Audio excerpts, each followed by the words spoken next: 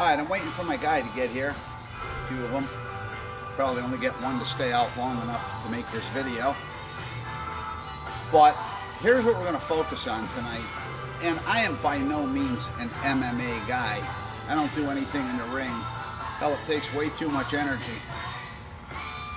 But I'm watching all these little fights, okay? Saw these two chicks the other night. It was a hell of a fight. It was a great fight. But there's, what, a couple hundred hits throughout that fight, and nobody dies. So the first thing is, it is a sport. I hear a lot of people say that it's like war, and okay, you know, nobody's dying. It's not war. Let's not discredit people that have actually been to war. Second thing is, I've got a different take on these things because of my martial training. And what my take is that more conditioning would make more efficient fighting. So I'm going to edit out the technique part, keeping with my tradition of not putting techniques. But my point is, just for thought, like I say, I would never get in the ring. I'll fight out back by a dumpster, but I don't want to get in the ring. It's much too dangerous.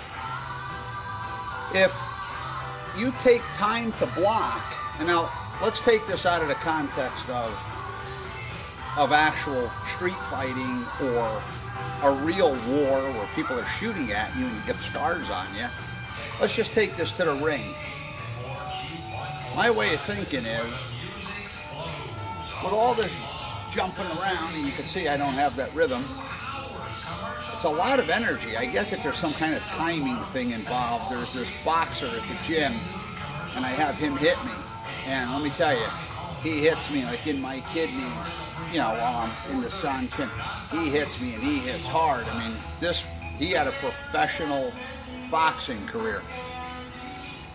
And, I mean, his hits are hard, but I'm still able to sustain them. So I think that gives credibility to my way of training.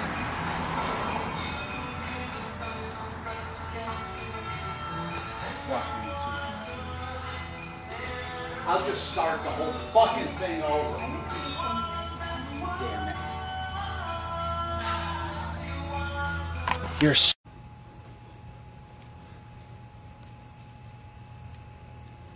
Alright, well that was a little bit of an interruption there, but it was very important because my woman's inside making me an apple pie. So that was a very important discussion. Anyway, good thing I shut that radio off. So just to reiterate, by no means am I an MMA sport fighter. Don't do it, don't know how to do it, don't want to do it. Boxer at the gym. Professional boxer now, okay? Retired, kickboxer.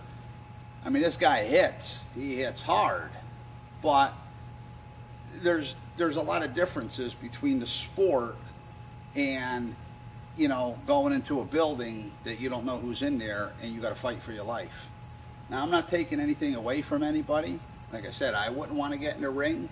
People have said to me over the years, like, why aren't you doing MMA? Because it's dangerous, man. I might get my teeth knocked out. Training the way I train, what I consider reality, means that you got to have an edge. And you got to have a bag of tricks. And that's why I think when the Gracie stuff first came out, nobody knew what to expect, and they were killing everybody. Now everybody knows it. And, you know, not everybody's winning. Now we got Ronda Rousey, which I would say she's doing very well because of her judo background, her martial arts background. And she's beating the crap out of everybody. So that's just my personal feeling. And again, that's why I don't put techniques and stuff, because there's too many comments. But hey, if you want to have somebody break a 2x4 over you or punch some fence slats like I do, by all means, well, let's have a discussion about it. But I'm not going to put techniques because they draw too much heat. And going back to, knowledge is a responsibility. Watch where you hand it out. So I'm happy to put workouts, conditioning, anything that would help someone, but I don't really want to teach anybody how to hurt anybody. But just follow me along with this. And I'm going to try to make a little bit of a video, just food for thought, especially for a couple of my guys out of state that we were talking about this. By the time you flinch, come back, chamber, and throw a punch, even though it looks lightning quick, I think that takes quite a while. It takes a long time. My thought is, if you're conditioned, you don't have to shy away from too much unless it's a headshot. Now, especially in the ring. Not pizza guy. Stop. Okay, especially in the ring. See, if we spar, which we don't do a whole lot of sparring, but when we like fight where it's going to go to the ground or whatever, you know, you can get kicked in the crotch, a nut shot. Well, that's fair game if your legs are open, because that would happen in real life, see? So, to my way of thinking, you're in the ring, you got rules. First of all, you're not going to get kicked in the nuts. You're not going to get finger speared in the throat. You're not going to get poked in the eye. There's just a lot of things that make it safe. I guess, I'm not even familiar with all the rules, but I guess like you can't kick somebody in the head when they're on the ground. But, I mean, we would with each other.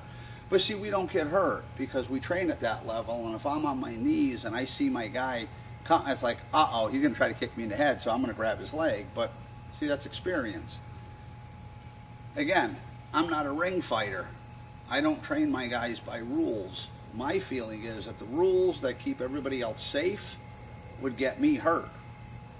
So, if you train to take the hits, then you don't have to flinch. You don't have to shy away. So 3 of the things that I'm going to try to focus on, depending on how much time we have after class and how beat the shit I am, is number 1 is leg kicks. I see a lot of these leg kicks and everybody turns. They turn their body and they take it in back of the leg. Okay, that's safe. And I even experimented with this. There is a certain spot in your leg, and this professional kickboxer guy at the gym, I was talking to him about it, and his whole thing was, he says, man, I hit people once or twice in the ring and they're down. And, you know, he gets it that I condition, but I guess he can't fathom how I take those hits. And he goes, yeah, you condition. Okay, not only do I condition, but my muscles, my body has grown in a way to guard things. So one of his things was, he said that he does this liver shot and that drops people. Yes, but I take it and say there's a specific point about the size of your little finger that you have to hit on a certain angle in conjunction with another point that is almost guaranteed to drop somebody about 3 seconds after you hit them. We experiment with that. My guys have to feel that. It's happened to me, but you got to know how to handle it if it happens.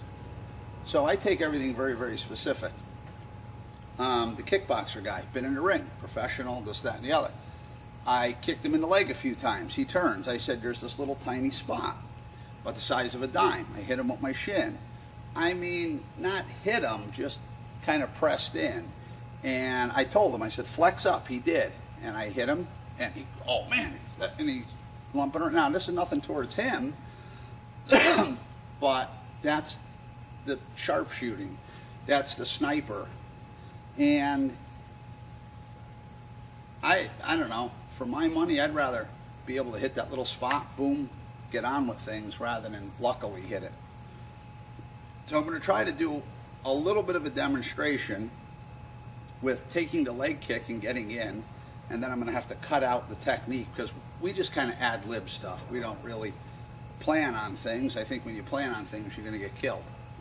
So most of our training is, what would you do off a hook punch? I don't know, throw it and let's see, because when something changes a half a degree, it changes everything, versus, you know, the standardized, you do this, I do that. It's not the way it works.